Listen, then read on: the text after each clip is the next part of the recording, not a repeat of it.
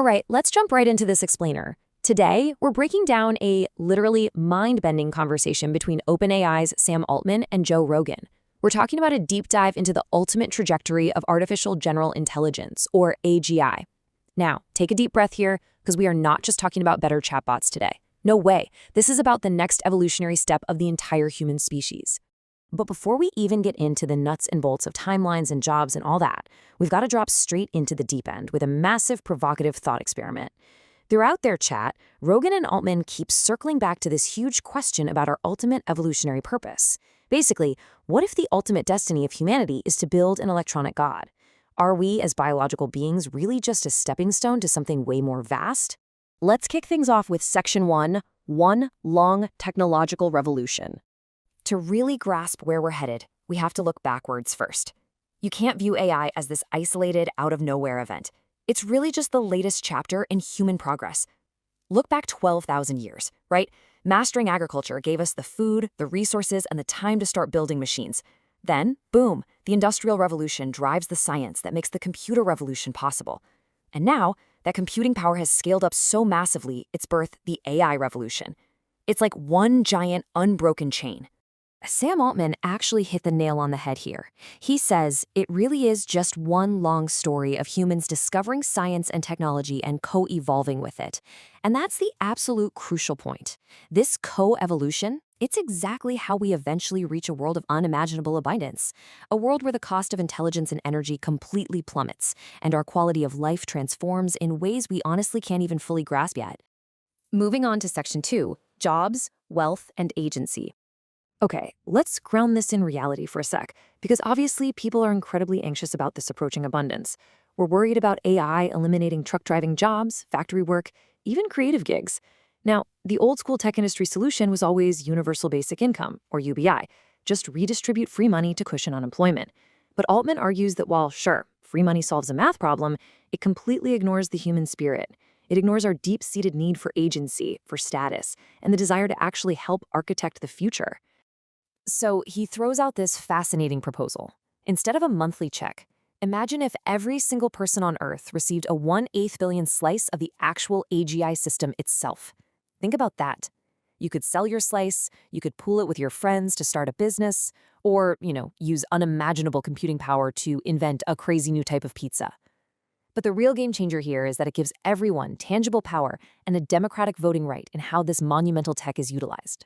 All right, Section 3. The speed of AGI. Let's talk timelines. What exactly is artificial general intelligence? Well, Altman stresses it's not going to be this sudden cinematic Terminator moment where a machine wakes up, blinks its red eyes, and takes over the world. Scratch that. It's actually a smooth continuum of exponential intelligence. It's a system capable of reasoning, discovering new science, and rapidly, iteratively improving itself. In the AI world, you've basically got two paths, a fast takeoff or a slow takeoff. A fast takeoff is waking up overnight to a radically altered sci-fi reality. But Altman is a huge proponent of the slow takeoff. Short timelines, but incremental, digestible updates, like moving from GPT-4 to 4.5. And this is crucial because this slow release gives global institutions and regular people the time to actually co-design society alongside the AI, instead of just having it dropped on our heads in secret. Next up, Section 4, an unbiased AI government. As this system gets incrementally smarter, it opens the door to some seriously wild structural changes. Rogan poses this crazy question: would you vote for an AI president?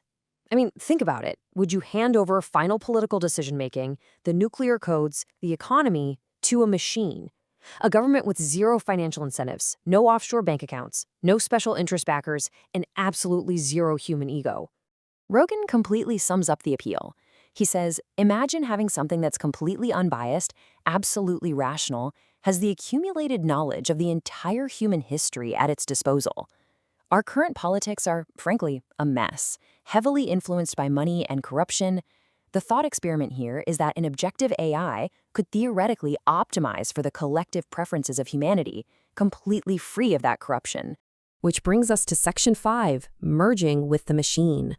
Eventually, this powerful external intelligence is going to become internal. And yeah, that means humanity physically merging with machines. Rogan constantly contrasts our flawed biological monkey brains, driven by testosterone, tribal anger, ego, violence, against the cold, objective reality of a digital interface. He suggests digital reality could literally engineer out our violent impulses to create engineered peace. Now, Altman agrees it could stop violence, but he worries, what if we lose our human striving? What if we lose our explorer spirit in the process? Now, don't panic. We aren't jumping straight into cyborgs overnight. There's a path to the merge. Step 1, external devices that just read your passive inner monologue like a crude video game. Step 2, imperfect, low-bandwidth neural interfaces.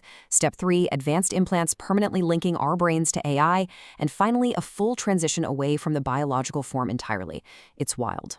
But wow, getting there is going to be incredibly messy. There are massive friction points. Think about the power imbalance for early adopters who get godlike processing power in their brains first.